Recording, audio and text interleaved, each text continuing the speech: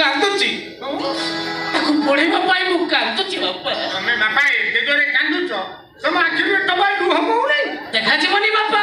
କଣ ଏ ମାଷ୍ଟର ଆଖିର ଲୁହ ତମକୁ ଦେଖାଯିବନି କାରଣ ତମେ ସେ ଗାଡିଆନ ହେଇକି ରହିଗଲ। କଣ ମାଷ୍ଟର ଜାଗାକୁ ଆସ। କଣ ମାଷ୍ଟର ଆଖିର ଲୁହ ତମେ ଏଇଥିପାଇଁ ଦେଖିପାରୁନ। କୋଉଥିପାଇଁ?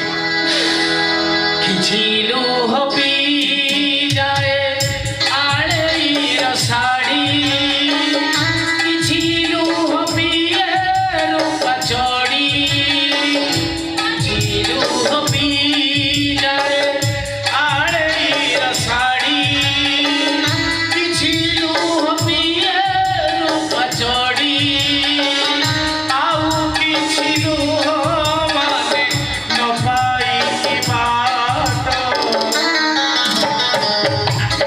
ହୋଇଯାଏ, ବାଟେ ବାଟେ ହୋଇଯାଏ, ସେ ବାଟେ ବି ବଢ଼ିଯାଏ,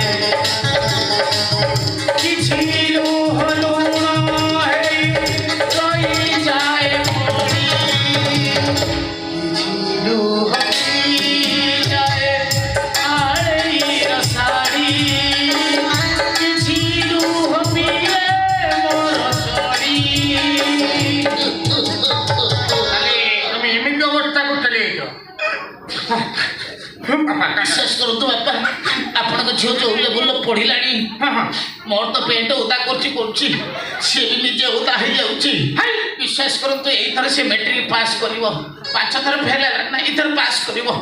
ପାସ୍ କଲା ପରେ ସେ ଆଇଏସ୍ କି ଓଏସ୍ ହବ। ମୁଁ ଆପଣଙ୍କ ଦେହ ଚୁମ୍ କହୁଛି। କଣ କହୁଛୁ ମୋ ବାପା? ମା କଣ ତୁ ଭିତରେ ଭିତରେ ଏତେ ଜ୍ଞାନ ହାସଲ କରିଗଲୁ। ଝିଅର ଟ୍ୟାଲେଣ୍ଟ ତ ଦେଖିଲୁ କହୁଛୁ। ସାରଣରେ ଭିଡ଼ି ଆଣିଛ ମା ଓ ସମିଶନ କି ଆଇ ସମିଶନ ହବ। ଆଉ ଛୋଟିଆ ବେଳେ ଯେତେବେଳେ ଛୋଟ ଛୁଆଟିଆ ହେଇଥିଲେ ସେଟା ମୁଁ ତୁ ଧରି ମୁଁ ତତେ ମାରିଥିଲି।